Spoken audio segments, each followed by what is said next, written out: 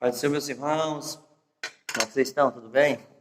Passando aqui para, mais uma vez, ler aqui um versículo da palavra do Senhor para vocês, meditar um pouco. A palavra que eu quero ler está no Salmo 107, a partir do versículo 4, que diz assim: Andaram desgarrado pelo deserto, por caminhos solitários, não acharam cidades para que habitasse. Famintos e sedenta, a sua alma neles desfalecia. Clamaram ao Senhor na sua angústia, ele os livrou da sua necessidade. Levou por caminho direito para ir à cidade que devia habitar. Louve ao Senhor pela sua bondade, pelas suas maravilhas para com os filhos dos homens. Estava meditando nesta palavra, o Salmo 107, e eu percebi que o povo de Israel, quando estava caminhando no deserto, por causa da desobediência deles a Deus, eles saíram do Egito e a caminhada do Egito até a terra prometida durou 40 dias.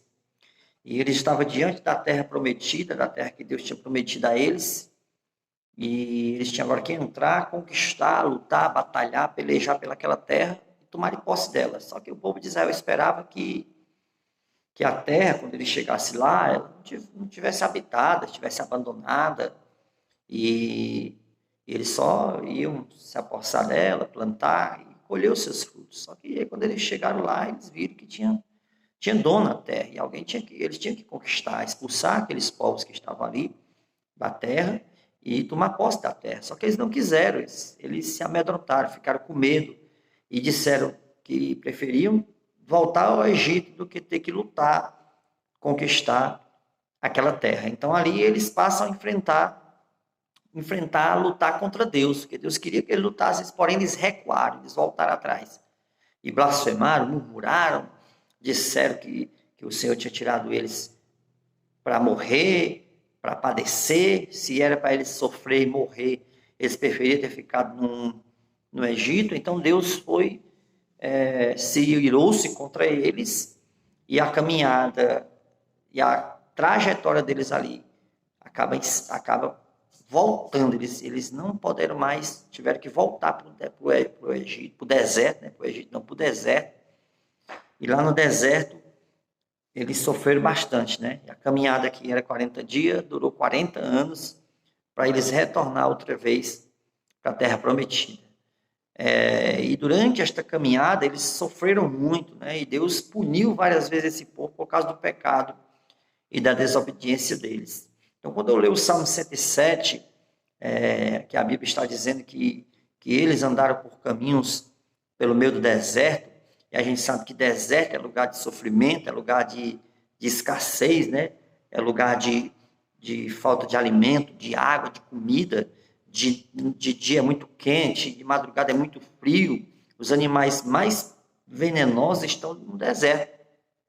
Então, esse povo que Deus trouxe do Egito para levar eles à terra prometida, eles agora vão para o deserto por causa da desobediência deles contra o Senhor, nosso Deus. E eles sofrem muito no deserto. Só que mesmo em meio ao deserto, Deus cuidou deles, Deus protegeu eles. E quando a gente lê o Salmo 107, a gente vai encontrar a expressão "e clamaram ao Senhor" 4 vezes. Todas as vezes quando a gente encontra essa expressão "clamar ao Senhor", antes de clamar ao Senhor, o texto vai contar de uma situação que eles estavam vivendo, de um sofrimento que eles estavam passando. Então, o sofrimento deles levavam eles a buscar a Deus. Eles padeciam, sofriam, tinham fome, tinham sede, estavam desprotegidos por causa do pecado, por causa da desobediência. Mas quando eles se lembravam que eles estavam passando por aquilo, porque haviam desobedecido a Deus, eles então voltavam outra vez para o Senhor. É por isso que o texto vai dizer: então clamaram ao Senhor, e o Senhor os livrou das suas necessidades. E Deus, todas as vezes, quando eles clamavam, Deus ouvia a oração, e o Senhor se compadecia deles, né? Clamaram ao Senhor na sua angústia, e Ele os livrou da sua necessidade. Mais uma vez, vai se repetir 4 vezes no Salmo 107. E quando eu vejo essa expressão, clamaram ao Senhor, e Ele os livrou da sua necessidade, eu me lembro do momento atual que nós estamos vivendo hoje. Né? A necessidade do povo no deserto era água, era pão, era proteção, era livramento de Deus. Qual é a tua necessidade hoje? Qual é a nossa necessidade hoje? O que nós estamos precisando que Deus faça por nós hoje?